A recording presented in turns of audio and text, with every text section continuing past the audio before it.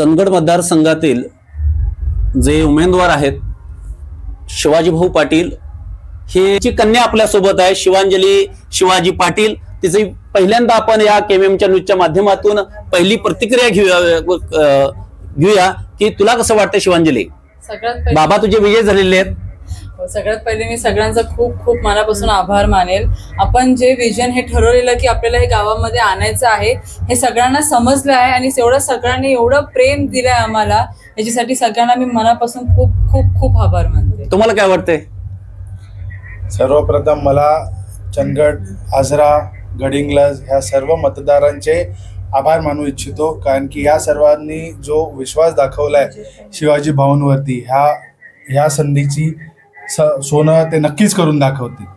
शिवाजी भाऊ आज चंदगड मतदारसंघाचे आमदार झालेले आहेत। एक आमदारची लेक म्हणून, एक मुलगी म्हणून तुम्ही आव्हान केला होता की या शेतकऱ्याच्या बापाला म्हणजे शेतकरी सर्वसामान्य जो आहे तो शेतकऱ्याचा पोरगा आहे, शेतकऱ्याचा मुलगा आहे, सर्वसामान्याचा आहे, घरांशाहीतला नाही आहे आणि तुम्ही त्याला आशीर्वाद द्या अशी भावनिक साथ देखील तुम्ही या आधी घातली होती।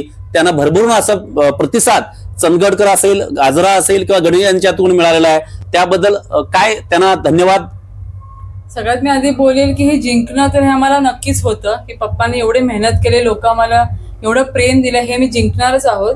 पण एवढ्या लीडनी म्हणजे पप्पांनी एक हिस्ट्रीज क्रिएट केली आहे आणि ह्याच्यामुळे आता मसाला लोकांना हा विश्वास आहेच, म्हणजे लोकांना पण आमच्यावर विश्वास आहे की आम्ही जे जे तुम्हाला सांगितलेलं, जे पण आपले ते विजन आपण शेअर केले होते लोकांसोबत, हे नक्कीच करून दाखवणं हे लोकांनीच आम्हाला सांगितलं की त्यांना आम्हाला खूप विश्वास। आता जर आमदार तर झालेच आहेत, पण जर आता मंत्रिपद भेटलं तर भाऊंना या मतदारसंघासाठी खूप काय करायची संधी भेटेल आणि अजून जास्त निधी आणून ह्याचा कसा लवकरात लवकर या परिसराचा विकास करता येईल ह्याच्यामध्ये मंत्रिपदाने भाऊ सातत्यानं व्यासपीठावरून जे चंदगड मतदार जो आहे त्याच्यातून सांगतायत की पर्यटनाचा विकास झाला पाहिजे।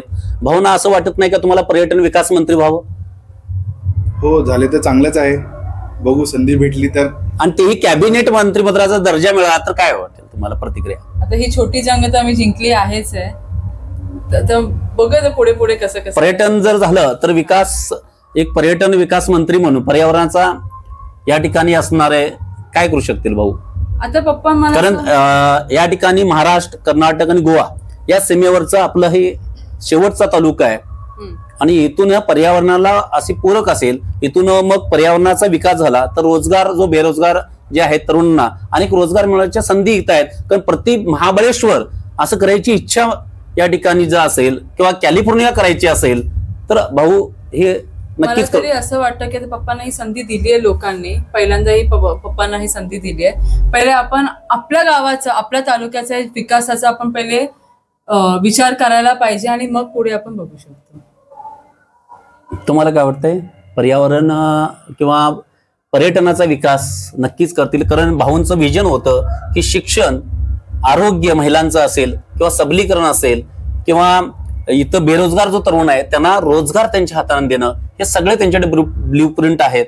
आणि त्याचबरोबर पर्यटनाचा विकास ह्याचा खूप खूप खूप म्हणजे इथे संधी आहे।